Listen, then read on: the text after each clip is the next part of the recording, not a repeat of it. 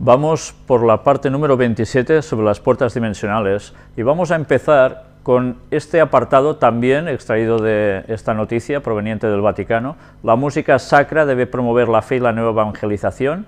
Ya recordáis como la semana anterior estuvimos mostrando algo de ese tipo de música sacra, ¿verdad? Pues vamos a destacar algo de aquí, donde nos dice: si bien de hecho la fe nace del escuchar la palabra de Dios, hay que escuchar, por supuesto, no solo con los sentidos, sino hacer que de los sentidos pase a la mente y al corazón. No hay duda que la música, y en particular el canto, pueden conferir a la recitación de los salmos y cánticos bíblicos mayor fuerza comunicativa. ¿Está diciendo un absurdo? Está diciendo una verdad absoluta. Este es el mecanismo que tiene prácticamente como sola y gran capacidad la música. El lenguaje hablado puede ser entendido o no, puede ser malinterpretado o no, lo que vemos también, pero lo que oímos nos llega a dar un encadenamiento que entra por los sentidos, que pasa a nuestra mente, a nuestro corazón, y nos hace sentir dentro algo que realmente puede hacernos vibrar. Nunca mejor dicho, hacernos vibrar en una cierta consonancia. Como el diablo sabe lo mismo que Dios utiliza la música para hacernos sentir más próximos a Él, Satanás también sabe que utilizando la música, que puede ser disfrazada de sacra, nos puede llevar a todo lo contrario, a ciertos estados mentales. Sigamos viendo qué nos dice aquí. El testimonio de San Agustín, que en ese momento era profesor en Milán y buscaba a Dios, buscaba la fe. En este sentido es muy significativo. En el libro X de las Confesiones, su autobiografía, él escribe: cuando me vienen en mente las lágrimas que las canciones de la Iglesia me arrancaron a los inicios de mi fe reconquistada, y la conmoción que aún hoy me suscita no solo el canto, sino también las palabras cantadas, si cantadas con una voz clara y con la debida modulación, reconozco de nuevo la gran utilidad de esta práctica. Sabéis que San Agustín era un hombre con un gran intelecto y llega a la misma conclusión, ¿no? Con la debida modulación, ¡pam!, consigue un algo genial, ¿no? Y aquí seguimos destacando. Y aquí, queridos amigos, ustedes tienen un papel importante. Empéñense por mejorar la calidad del canto litúrgico, sin temor de recuperar y valorizar la gran tradición musical de la Iglesia, que en el canto gregoriano y la polifonía, como la que mostramos la semana anterior, tiene sus dos mayores expresiones, como afirmó el Concilio Vaticano II. Van a volver a instaurar más fuertemente el canto gregoriano y la polifonía. Ya vimos cómo a través de Hildegarda se iban a recuperar sus composiciones musicales, se iban a tocar un poco, dándole algo un poco moderno, para que llegara prácticamente a poder ser un number one, ¿no? Un número uno. Pues bien, ¿todo esto qué quiere decir? Que realmente a través de la música se pueden llegar a conceptos que pueden ayudar a las personas a ir hacia un cierto punto que a ellos les interesa. Y sigue diciendo: me gustaría hacer hincapié en que la participación activa de todo el pueblo de Dios en la liturgia no consiste solo en hablar, sino también en escuchar, acoger con los sentidos y con el espíritu la palabra. Y esto vale también para la música sacra. Ustedes que tienen el don del canto pueden hacer cantar a los corazones de mucha gente durante las celebraciones litúrgicas. Acoger con los sentidos. ¿Dios trabaja a través de los sentidos? Sí, pero Satanás también. Y como siempre, ese estrecho filo decantándose hacia un lado o hacia el otro es tan sensible, tan casi imperceptible, que con qué facilidad podemos caer en el lado oscuro. Los sentidos son la clave para todo. ¿Sabéis? Hay iglesias donde, mirad, ellos lo dicen, no consiste solo en hablar la liturgia. Yo ahora lo equipararía a lo que sucede en el mundo protestante, en definitiva, porque es donde más se está haciendo, que en las iglesias se canta mucho y se habla poco. ¿Por qué? Pues porque se cantan cierto tipo de canción que lleva a más euforia, a pasárselo bien, a que yuppie es ser cristiano, y que se crean emociones, como antes hemos visto en el testimonio que hemos leído, ¿no? Ciertos tipos de emociones que te pueden alterar realmente, y que Satanás evidentemente puede aprovechar. Es triste también cuando en iglesias adventistas actualmente en muchos lugares se está cantando y cantando y cantando y cantando y dale a la canción, y de hablar de la palabra de Dios se habla muy poco. Lo adecuado es encontrar un equilibrio, como siempre. Todo tiene su lugar, pero en equilibrio. Y eso hay que ir con mucho cuidado, porque el tema de los sentidos y las emociones se está trabajando para hacernos sentir que estamos cerca de Dios, solo cantando y cantando y cantando, pero luego estamos vacíos de contenido. ¿El mensaje se puede llevar cantado? Sí, es cierto, pero hay cosas que nos tienen que además ayudar a una reflexión total, y es con estudio, y eso se hace en silencio o hablándolo. Una cosa no debe dejar de banda la otra, todo equilibrado, pero ya veis, Satanás conoce muy bien también cómo funcionan nuestras mentes. Y vamos a seguir con esas citas de Elena White, que hoy no leeremos muchas, el tiempo se nos ha echado encima, pero que nos van a seguir dando constancia de lo que hemos venido mostrando, y están extraídas del ministerio médico. Cuando finalicemos estas citas, vamos a presentar lo que os he dicho antes, que creo que nadie se quede indiferente cuando lo vea. Predicad la palabra. Yo diría a los que sostienen conceptos contrarios a esta clara enunciación de Cristo: en tales asuntos el silencio es elocuencia. Es presunción dar cabida a suposiciones y teorías en relación a temas que Dios no nos ha dado a conocer en su palabra. No necesitamos entrar en especulación acerca de nuestro estado futuro. A mis hermanos ministros digo: predicad la palabra, hacedlo a tiempo y fuera de tiempo. No coloquéis en el fundamento heno, paja y hojarasca, vuestras propias invenciones y especulaciones que no benefician a nadie.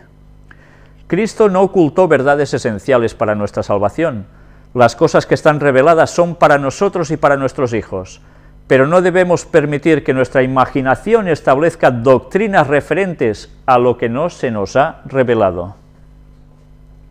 El Señor ha hecho toda provisión para nuestra felicidad en la vida futura, pero no ha hecho revelaciones concernientes a estos planes, y no debemos especular acerca de ellos, ni debemos medir las condiciones de la vida futura por las condiciones de esta vida. Tantas veces, imaginamos esta sociedad, es así, el cielo y la tierra nueva después serán igual, pero todo en súper bien. No, no, el esquema va a cambiar radicalmente, será otra situación, pero como no lo sabemos cómo va a ser, pues ahí nos quedamos, y no le demos vueltas. Se me reveló que usted está en grave peligro. Satanás va tras sus huellas, y a veces le ha susurrado fábulas placenteras y le ha mostrado cuadros encantadores de una a quien él sugiere como una compañera más idónea para usted que la esposa de su juventud, la madre de sus hijos. Satanás está obrando sigilosa e incansablemente para derrumbarlo por medio de sus tentaciones especiosas. Él está decidido a hacerse su maestro, y usted necesita colocarse ahora donde pueda obtener fortaleza para resistirle. Él se propone entramparlo en las redes del espiritismo, y espera separar sus afectos de su esposa y fijarlos en otra mujer. Él desea que su mente se absorba en esta mujer hasta que por medio del afecto impío ella llegue a ser su Dios. Sí. Esto que veis aquí es algo que nos debería hacer pensar, lo leímos ya la anterior vez, porque quiero que os deis cuenta de algo muy importante. La forma que tiene Satanás de trabajar sobre nuestras mentes, sobre nuestros sentidos, nos hace quedar cautivos de un concepto que a veces imaginamos, que puede ser casi una divinización de una persona, ya lo veis, llegar a ser su Dios, y a través de utilizar a otras personas, nos puede hacer sucumbir donde no debemos. El juego de Satanás es siempre buscar los sentidos. Por eso en la Biblia se nos habla tantas veces de cómo esta mañana habíamos tratado también de la armadura del cristiano, que aparece en Efesios, ¿no? Donde se nos describe parte por parte lo que el cristiano debe llevar para salir vencedor. Los ataques de Satanás no suelen ser ataques directos de que te va a matar y ya está. Eso a veces pasa, es cierto. Pero a veces, lo que más abunda, no a veces, sino prácticamente siempre, sus ataques son a nuestra mente, directamente. Por eso no somos conscientes de que todo lo que hay a nuestro alrededor nos afecta para bien o para mal. No hay alternativa, no somos inmunes a nada. Todos tenemos la misma capacidad, que es, funcionamos así. Todo lo que hay a nuestro alrededor nos afecta. Por tanto, nosotros no nos pongamos en el lado, precisamente, de lo malo, porque si nosotros nos complacemos en ver lo malo, en pensar lo malo, en generar pensamientos que nos lleven más a ir contra los mandamientos de Dios que a favor, ¿dónde vamos a terminar? Pues en las fauces del pecado.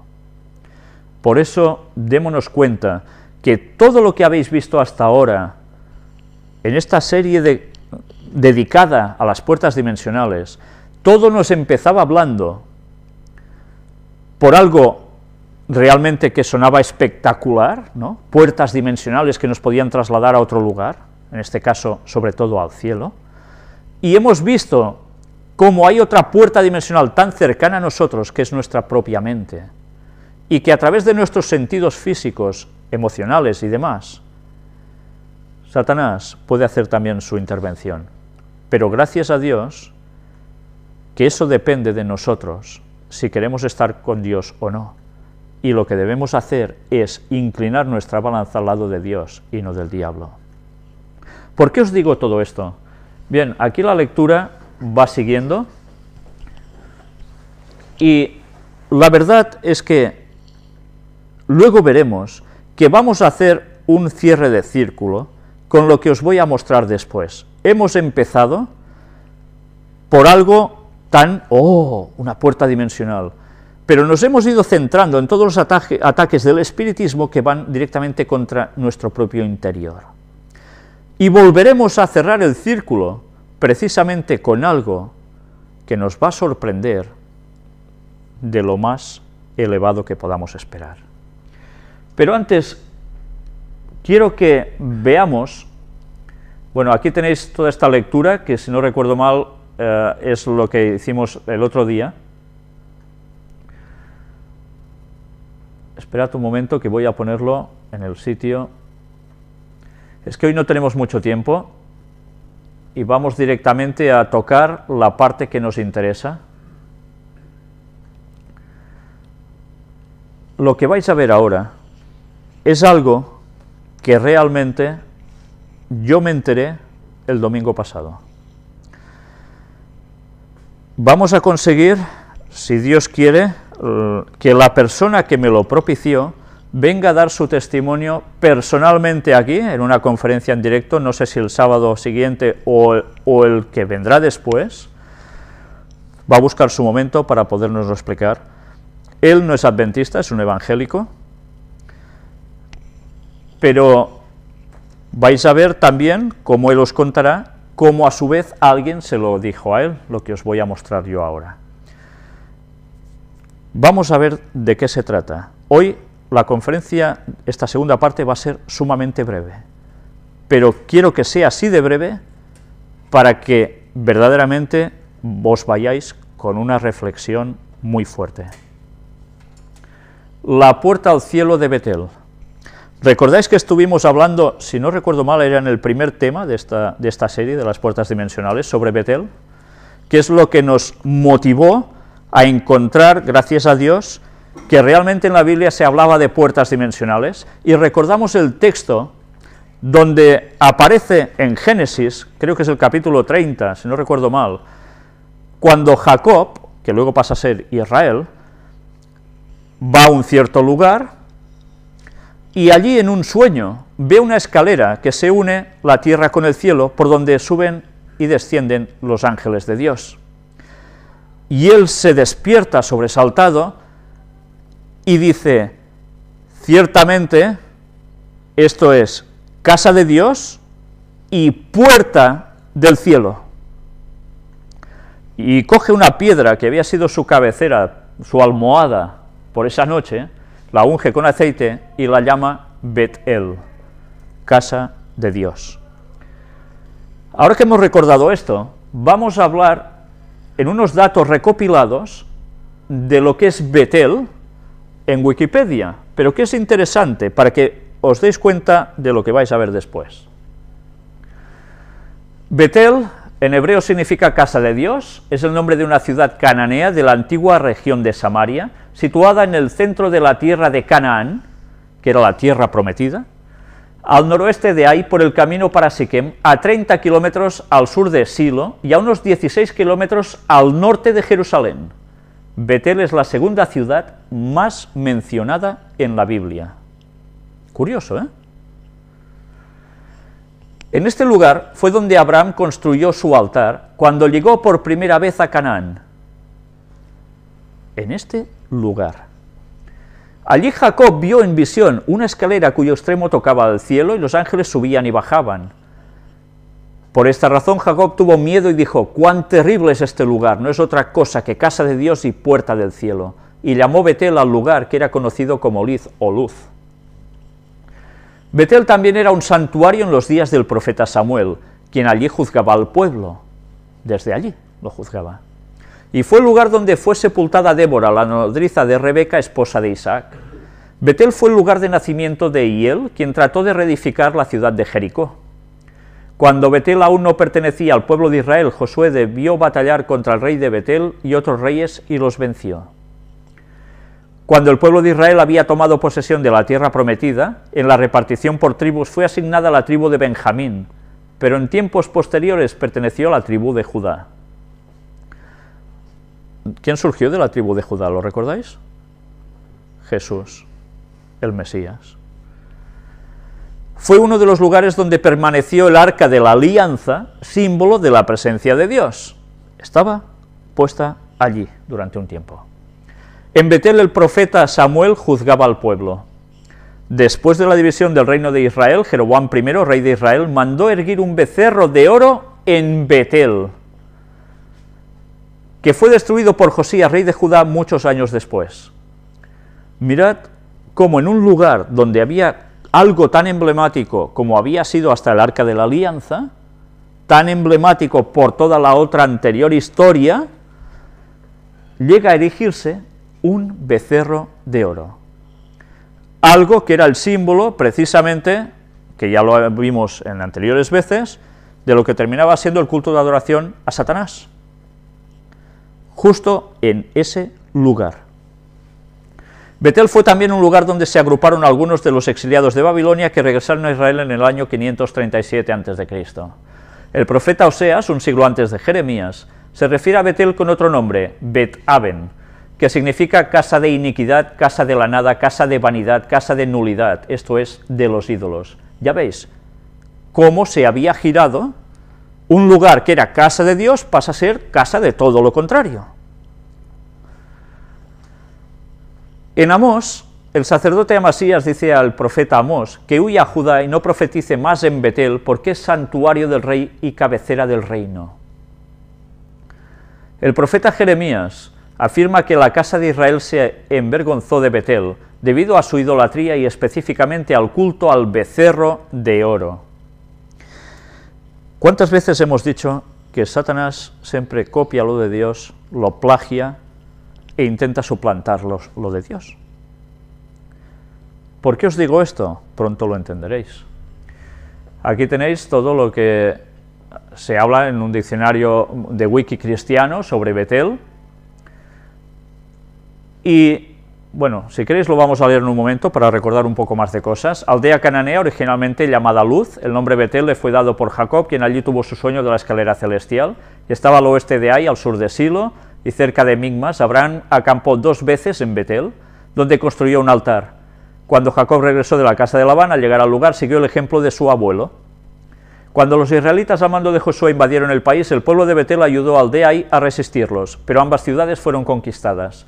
En la división del país, Betel fue asignada a Benjamín, pero estaba en la frontera con Efraín, y los efraimitas la consideraban de ellos. Durante la guerra del Israel contra Gabá, los israelitas buscaron el consejo de Dios y le ofrecieron sacrificios en Betel. En estos versículos, la Reina Valera traduce Betel como casa de Dios, de modo que los textos se pueden entender como que hablan del tabernáculo en Silo, donde estaba el arca en ese tiempo, pero lo que veis aquí, nunca se usa de este modo en la Biblia. Para casa de Dios se usa Bet Yahvé, Bet Elohim o Bet Bayit. El vocablo Bet siempre se refiere a la ciudad de ese nombre. Después que los filisteos destruyeron Silo, Betel fue uno de los lugares desde el cual Samuel juzgó a Israel y donde tal vez se ofrecían sacrificios. Jeroboam I estableció en Betel uno de los centros de adoración del becerro. El rey Abías de Judá ocupó temporariamente la ciudad. Betel fue repetidamente denunciada por los profetas por sus pecados, y Oseas la llama Betabén. Finalmente Josías profanó su lugar sagrado, destruyó su altar y sobre él quemó los huesos de los sacerdotes idólatras que exhumaron de sus sepulturas. Los descendientes de algunos de los habitantes de Betel regresaron de Babilonia con Zorobabel después del exilio, y la ciudad fue reconocida como perteneciente a Benjamín.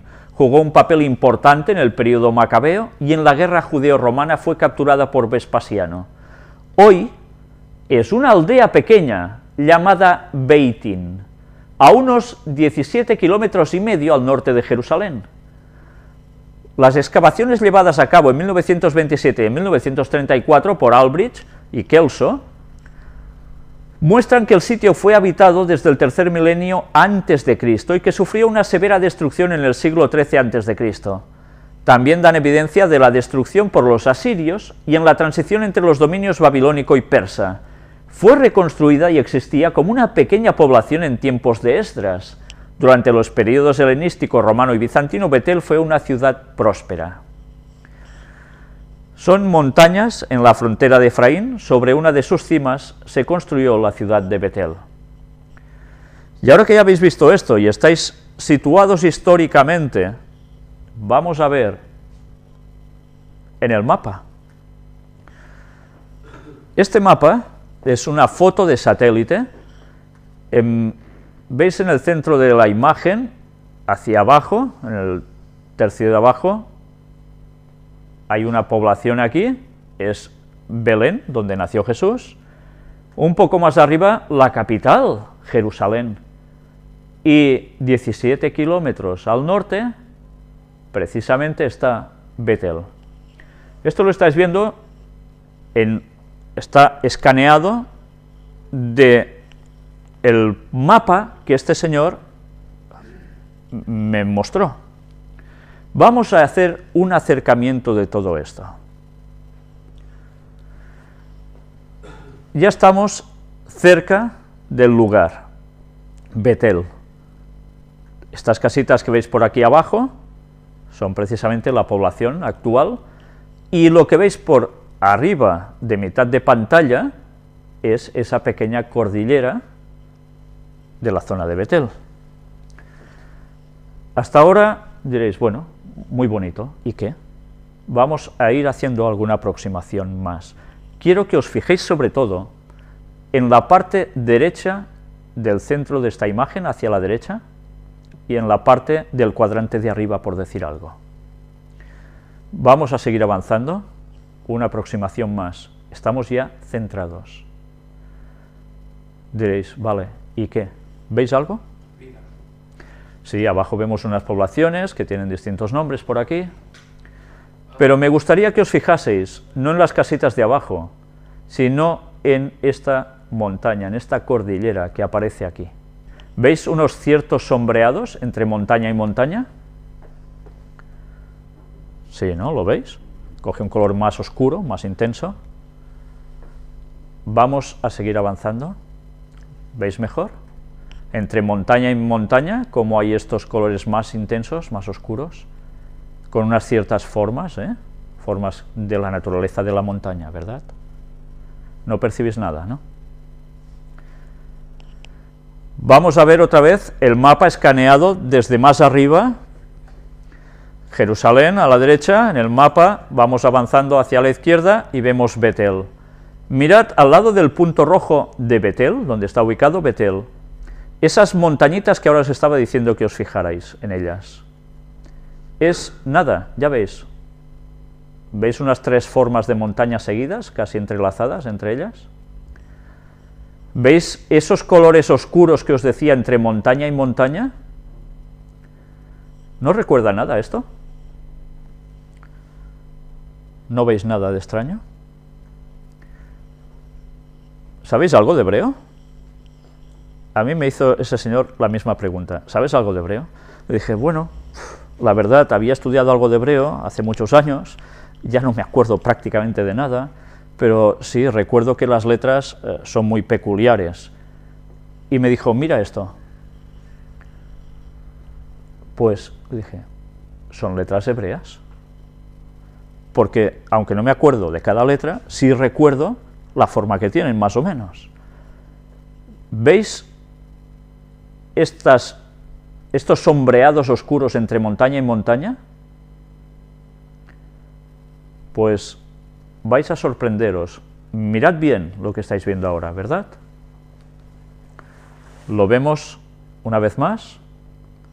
Y ahora, mirad esto.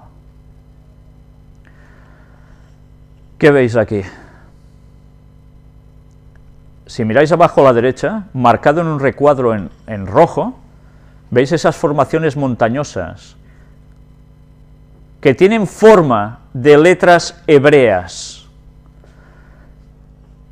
En el plano grande veis a Betel, marcado aquí en rojo, y eso que veis en el recuadro en rojo a la derecha, esa pequeña cordillera, es precisamente la que veis encima de estas casas en la imagen grande, con estos surcos entre montaña y montaña, que son nada más ni nada menos que, si lo volvéis a mirar en el recuadro pequeño en rojo, mirad arriba, cómo coincide con la palabra Yahvé, el nombre de Dios. Por si aún no lo veis claro, ¿lo apreciáis mejor ahora? Lo que veis a la derecha es el nombre de Dios, IHVH en hebreo. Sabéis que las consonantes no se sabe exactamente cuáles eran. Coinciden con la vista aérea de las montañas, como si estuvieran escritas con el dedo de Dios, en letras hebreas, su nombre, donde hay la casa de Dios y puerta del cielo. Y esto no lo ha hecho el hombre. Esto es algo natural. Podéis mirar todo el mapa, todo el resto del mapa donde queráis. No encontraréis otro lugar donde haya letras hebreas formado por las montañas. Podéis analizar todo ese mapa, que es muy grande, lo tengo en mi casa, y no veréis nada parecido a eso. Solo precisamente el nombre de Dios está puesto en Betel. Él me contó una experiencia que supongo que lo relatará mejor que yo ahora os lo digo así en breve. Cuando él me mostró esto, os digo mi sensación. Me quedé tan asombrado como cuando había hablado con mi hermano y con nuestro hermano de fe también, que nos ayuda en las conferencias, sobre el tema de las puertas dimensionales que bíblicamente están, precisamente basados en el texto de Jacob, luego encontramos muchos más, gracias a Dios, y que cuando me senté a poner un vídeo de Ron Wyatt, vi como él precisamente 30 años antes ya estaba hablando de eso, que había una puerta dimensional en Betel, que literalmente esa casa de Dios era puerta del cielo, con ese encuentro que él tuvo con Jesús, precisamente cuando cavaba en el Arca de la Alianza. Sinceramente me estremecí. Cuando este señor me mostró esto, sentí prácticamente lo mismo. Porque él me comentó esto a mí, y yo le pude decir, que esto es literalmente la puerta del cielo, desde ese lugar. Creo que fue un intercambio de información que nos dejó bastante perplejos a los dos, atónitos, alucinados, la verdad. ¿Sabéis? Cuando este señor me contó que él fue a Jerusalén, en una feria del libro, y allí un cristiano dice que a él le pasó, o le dio, creo que es este mapa que a mí me ha suministrado, y que curiosamente él quedó muy impactado por esto, y habló con un amigo suyo, judío de Barcelona, judío israelita, y además de religión judía, y que le dijo, ¿qué ves aquí? Y dice que no le respondía nada. Le volvió a decir, ¿qué ves? Seguía sin responderle nada, y le tuvo que preguntar una tercera vez diciéndole, ¿qué ves? Y le dijo, veo el nombre de... y se calló, porque ellos no pueden pronunciar Dios. Y era un propio judío. Él había visto claramente que esto eran las letras hebreas para el nombre de Dios, de Yahvé. ¿Qué hace el nombre de Dios justo en esas montañas? Recordad que antes os había dicho que Satanás copia todo lo de Dios. ¿Qué han hecho? Ciudades que vistas desde arriba son planos con simbología. Washington, Roma. Obeliscos que vistos desde arriba con la circunferencia, con toda su simbología, que se aprecia desde arriba, las líneas de Nazca, cuántas cosas más.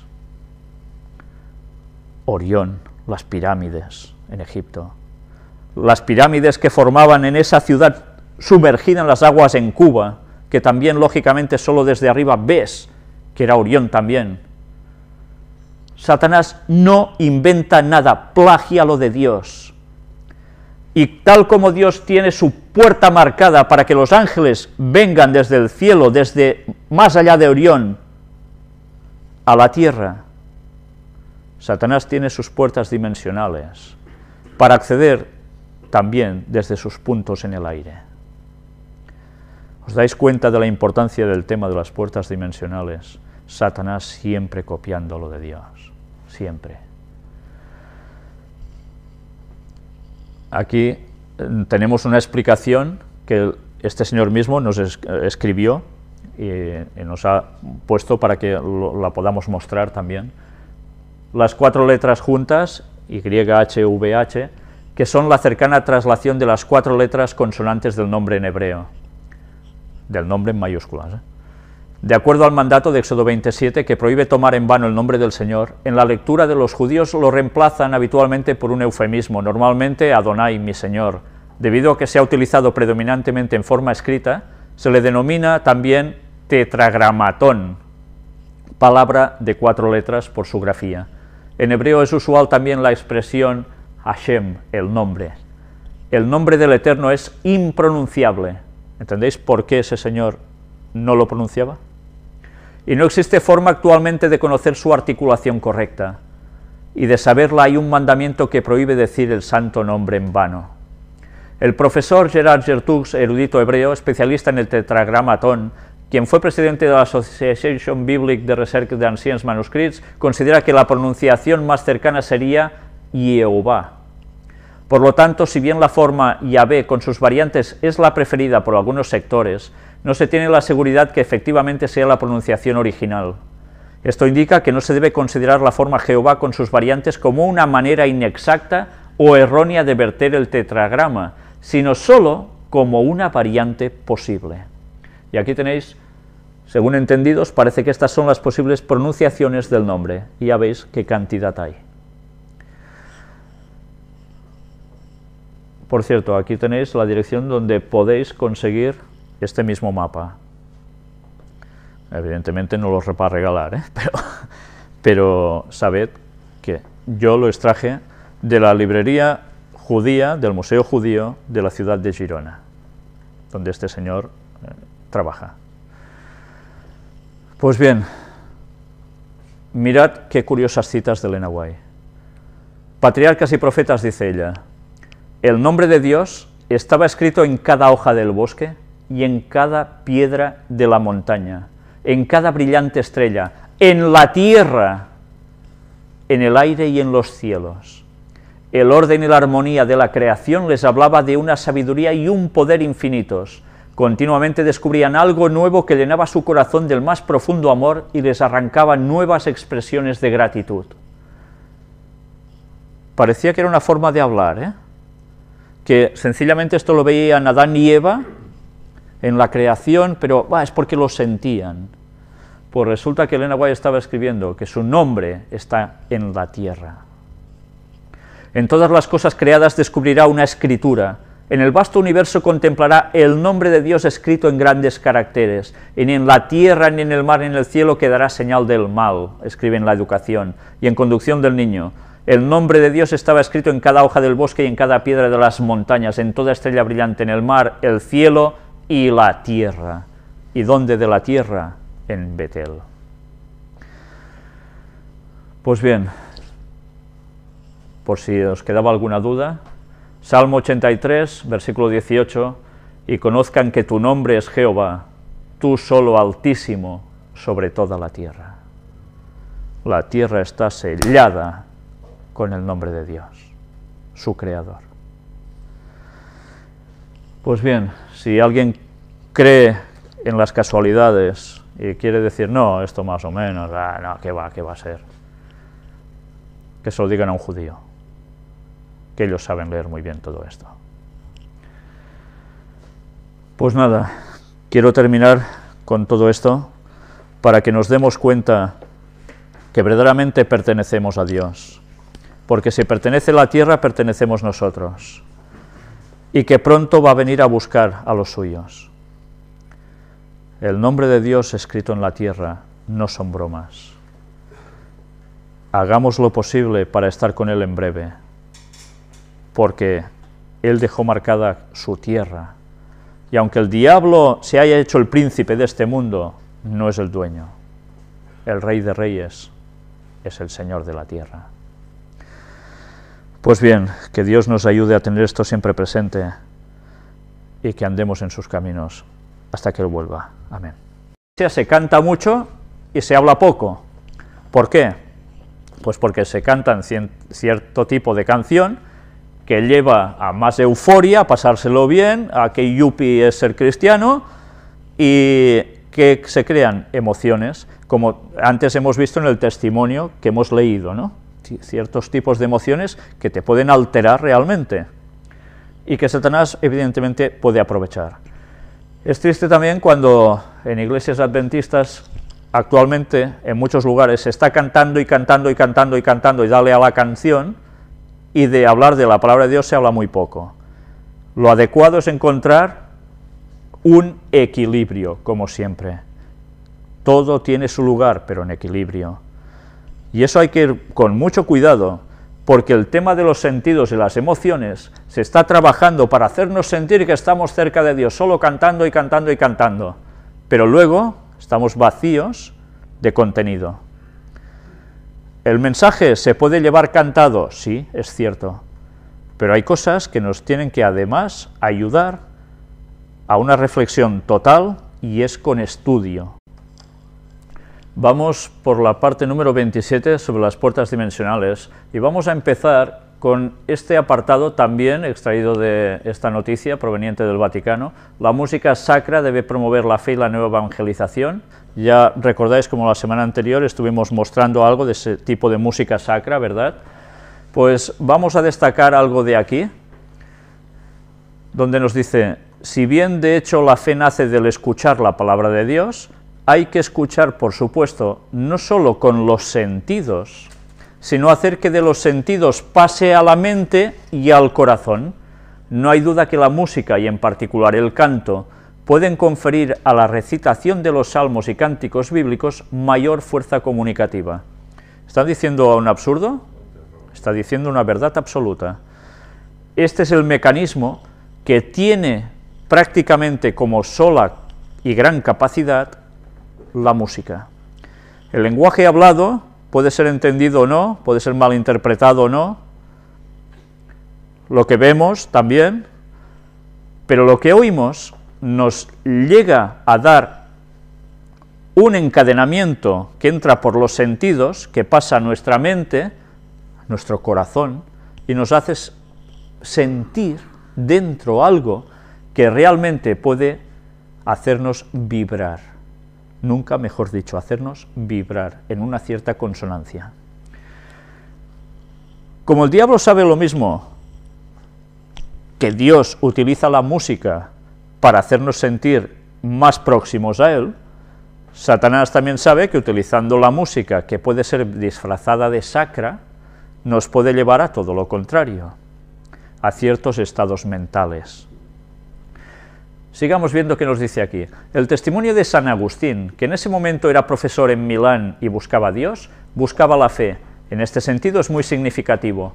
En el libro X de las Confesiones, su autobiografía, él escribe: cuando me vienen en mente las lágrimas que las canciones de la Iglesia me arrancaron a los inicios de mi fe reconquistada, y la conmoción que aún hoy me suscita no solo el canto, sino también las palabras cantadas, si cantadas con una voz clara y con la debida modulación, reconozco de nuevo la gran utilidad de esta práctica. Sabéis que San Agustín era un hombre con un gran intelecto y llega a la misma conclusión, ¿no? Con la debida modulación, ¡pam!, consigue un algo genial, ¿no? Y aquí seguimos destacando. Y aquí, queridos amigos, ustedes tienen un papel importante. Empéñense por mejorar la calidad del canto litúrgico, sin temor de recuperar y valorizar la gran tradición musical de la Iglesia, que en el canto gregoriano y la polifonía, como la que mostramos la semana anterior, tiene sus dos mayores expresiones, como afirmó el Concilio Vaticano II. Van a volver a instaurar más fuertemente el canto gregoriano y la polifonía.